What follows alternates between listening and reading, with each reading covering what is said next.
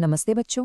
आज हम organic chemistry का एक बहुत इंपॉर्टेंट और इंटरेस्टिंग टॉपिक समझेंगे, the importance of diazonium salts in synthesis of aromatic compounds. चिंता मत करो, हम इसको इतने आसान तरीके से समझेंगे कि आपको हमेशा के लिए याद हो जाएगा। चलो लेट्स डाइव राइट इन। एक सिंपल सवाल से शुरू करते हैं।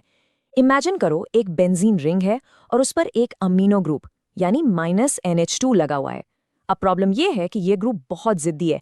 It's very strongly bonded to the ring. इसको सीधे सीधे रिप्लेस करना ऑलमोस्ट इम्पॉसिबल है। तो केमिस्ट के सामने ये एक बहुत बड़ा चैलेंज था। सोच के देखो, अगर आपको इस NH2 ग्रुप की जगह कोई और यूजफुल फंक्शनल ग्रुप जैसे कि -Cl, -Br या -Cn लगाना हो तो कैसे करोगे?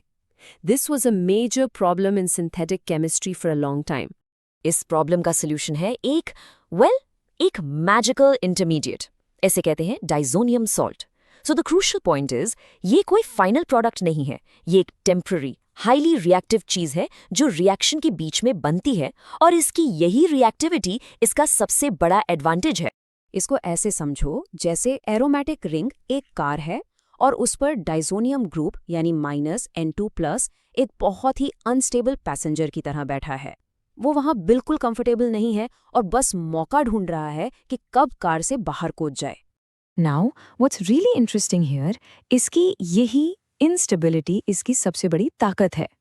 क्योंकि ये इतना बेचैन है निकलने के लिए, ये एक एक्सीलेंट लीविंग ग्रुप बन जाता है। ये आसानी से N2 गैस बनकर निकल जाता है, जो कि एक बहुत ही स्टेबल मॉलिक्यूल है, और इसी वजह से रिएक्शन आगे बढ़ता है। तो ठीक है, ये एक एक्सीलेंट लीविंग ग्रुप है, पर इससे हमारा काम कैसे होता है? इस पूरे प्रोसेस को समझने के लिए एक सिंपल सी एनालॉजी यूज करते हैं जो आप सबने बचपन में जरूर खेली होगी, a game of molecular musical chairs. देखो, ये बिल्कुल परफेक्ट एनालॉजी है। हमारे मॉलिक्यूलर गेम में डाइजोनियम सॉल्ट यानी RN2+, वो हमारी अनस्टेबल वॉबली चेयर है, और बाकी प्लेयर्स कौन हैं? प्लेयर्स हैं दूसरे ग्रुप्स जैसे Cl-, Br- या Cn-, जो चेयर के आसपास घूम रहे हैं। जैसे ही म्यूजिक रुकता है, मतलब रिएक्शन कंडीशंस आती हैं, N2 ग्रुप फॉरन स्टेबल नाइट्रोजन गैस बनकर निकल जाता है। चेयर खाली, और तुरंत कोई एक वेटिंग प्लेयर उस खाली चेयर पर बैठ जाता है और हमारा एक नया कंपाउंड बन जाता है। सिंपल। इसको आप एक हब एंड स्पोक मॉडल की तरह भी इमेजिन कर सकते हो। जैसे किसी एयरलाइन का सेंट्रल हब एयरपोर्ट होता है, डाइजोनियम सॉल्ट वो सेंट्रल हब है। इस एक पॉइंट से आप बहुत सारी अलग अलग फ्लाइट्स यानी केमिकल रिएक्शंस लेकर अलग अलग डेस्टिनेशंस यानी प्रोडक्ट्स तक पहुंच सकते हो। चलो अब इसकी कुछ सुपर पावर्स देखते हैं। पहली सुपर पावर है सैंडमायर रिएक्शन। यहाँ हम कॉपर आइस सॉल्ट्स यूज करके -N2+ ग्रुप को आसानी से क्लोरो, ब्रोमो या साइनो ग्रुप से रिप्लेस कर सकते हैं। ये एक बहुत ही रिलायबल और फेमस मेथड है। सेकेंड, अगर आपको आयोडो ग्रुप लगाना है तो चीज़ें और भी आसान हो जाती हैं। आपको यहाँ किसी स्पेशल कैटलिस्ट की ज़रूरत ही नहीं है। क्यों?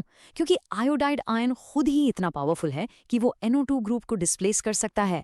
आप सिंपली पोटेशियम आयोडाइड यानी Ki डाल दो and the job is done. Third super power, phenol बनाना। अब देखो, वाटर वैसे तो एक वीक न्यूक्लियोफाइल है, लेकिन हमारा डाइजोनियम आयन इतना ज़्यादा रिएक्टिव है कि बस सोल्यूशन को थोड़ा सा हल्का सा गर्म करने पर ही वाटर मॉलिक्यूल्स अटैक कर देते हैं, नाइट्रोजन गैस को निकाल देते हैं, और आपको फिनॉल मिल जाता है। कितना सिंपल है देखो। और फोर्थ और सबसे कलरफुल सुपर पावर है एजो कपलिंग। अब ये थोड़ा अलग है। इस रिएक्शन में N2 ग्रुप निकलता नहीं है, बल्कि पूरा का पूरा डाइजोनियम आयन एक इलेक्ट्रॉन रिच कॉम्पाउंड जैसे फिनॉल या एनालीन से जुड़ जाता है या कपल हो जाता है। इससे बनते हैं एजो कंपाउंड्स, जो ब्राइट ब्रिलियंट कलर्स के होते हैं, आमतौर पर डाइज। तो हमने ये सारे रिएक्शंस देख लिए, पर चलो अब एक कदम पीछे लेते हैं और पूछते हैं, आखिर ये सब इतना इंपॉर्टेंट क्यों है? Why should you care so much about this one intermediate? So the crucial point is, diazonium salts के बिना बहुत सारे एरोमेटिक कंपाउंड्स बनाना या तो इम्पॉसिबल था या बहुत ही ज़्यादा डिफ़िकल्ट। ये केमिस्ट्री साइंटिस्ट को एक ज़बरदस्त कंट्रोल देती है। वो एक सिंपल NH2 ग्रुप से शुरू करके उसको अलग अलग तरह के फंक्शनल ग्रुप्स में बदल सकते हैं, और जैसा हमने देखा, ये पूरी सिंथेटिक डाई इंडस्ट्री का फाउंडेशन है।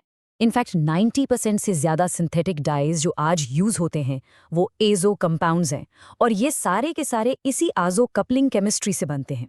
तो सोचिए, आपके कपड़ों का रंग, आपके पेन की इंक, पेंट्स, इन सब के पीछे इस अनोखे अनस्टेबल पैसेंजर का हाथ है। ओके, तो ये थी इसके पीछे की केमिस्ट्री। पर अब सबसे इम्पॉर्टेंट बात, इसको एग्जाम के लिए हमेशा के लिए याद कैसे रखें। चलिए एक सिंपल सा गेम प्लान बनाते हैं। बच्चों, बस 3 चीजें याद रखो। पहला, core idea, unstable N2+ group एक फैंटास्टिक लीविंग ग्रुप है क्योंकि वो स्टेबल N2 गैस बनना चाहता है।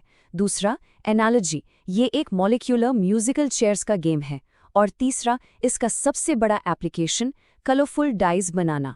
अगर आप ये आसान से 3 पॉइंट्स याद रखते हैं, the great leaving group, the musical chairs game और कलरफुल डाइस, तो ये टॉपिक एग्जाम में बिल्कुल भी हैवी नहीं लगेगा। आई होप इस एक्सप्लेनर से आपको डाइजोनियम सॉल्ट्स का इंपॉर्टेंस एकदम क्लियर हो गया होगा। All the best.